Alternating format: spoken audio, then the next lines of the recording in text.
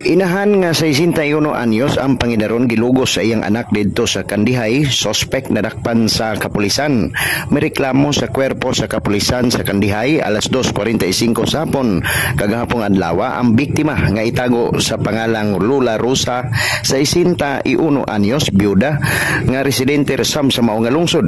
Ang biktima mitumbok sa iyang porsusong anak nga si Duming ngalan sa gipungan 40 anyos, kanhi ex-convict sa kasong murder ug acts of lasciviousness. Din dugang saysay sa biktimang Lula nga lango sa ilimnong makahubog ang iyang anak nga suspect alas 5 sa sayong kabuntagon kagahapong adlaw. Din nahitabo ang pagpanglugos sa sospetsado ngadto kaniya. Matod sa biktima nga nahinanok siya siyang pagkatulog ug sa dihang nabatiagan sa biktima nga kalit lang siyang gigakos o gihapuhap ang iyang dughan dayong lugos sa suspect ngadto sa biktimang inahan.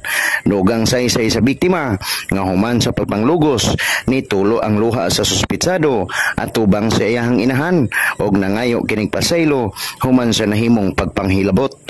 Sigon sa inahan, bag-uhay lang naabot sa iyang poder ang iyang anak nga suspect human nakagawas sa bilangguan didto sa Davao. Naluoy daw siya nako. Ut sa oras iya man kong gilabtan. Giyon sa makapaghilabot nay. Iya kong girit. Ilugos ba? Sa nalugusan gid kasi mong kaglingong anak nay. Oo. Unya nganong wa ka mo singgit og tabang?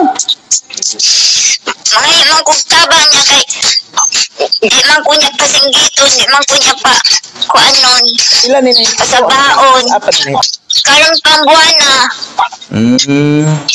Unya nganong karon pa man ka ni report? Kadyo man ko. Meron niyang abot sa gabi gilabtan ko.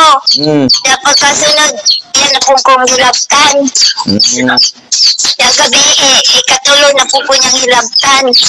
Ang biktima nga si Lula Rosa nga nahinabi exclusive sa DYRD. Ang kapulisan sa Kandihay human madawat ang maong report sa pagsaysay sa Lula nga biktima.